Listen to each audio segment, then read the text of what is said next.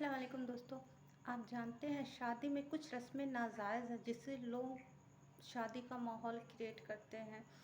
ये सब हमारे इस्लाम में तो है नहीं। तो आइए जानते हैं कि शादी में 5 ऐसी रस्में होती हैं जिससे हमें बचना चाहिए।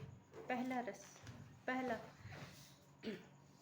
निकाह के समय ना महरम मर्द और औरत साथ में बैठे हों, ये नाजायज़ है, इससे हमें बचना चाहिए।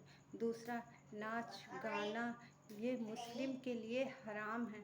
तीसरा, हल्दी गैर मजहबी रस्म है, हमें इससे बचना चाहिए। चौथा, शादी में फ़ोटो खिंचवाने में भी गुनाह है। पाँचवा, रुखसत होने पर लड़की के सर पर कुरान रखना, ये भी नाजायज़ है। इसके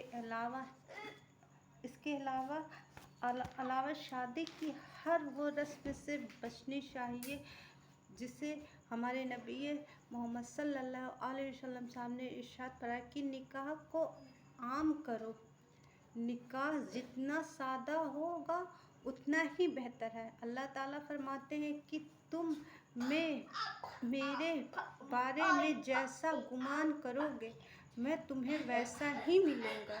अब जब तुम्हारी नीयत निकाह की है ही नहीं तो फिर अल्लाह तुम्हें क्यों फरमाएगा। आप जानते हैं जब शौहर ना, अक्सर सुनने में आया ना कि मेरा शौहर मुझसे प्यार नहीं करता, या मोहल्ले वाले कहते हैं कि अरे तुम्हारे शौहर फलाने की बीवी को के यहाँ पास जाता है ये वो।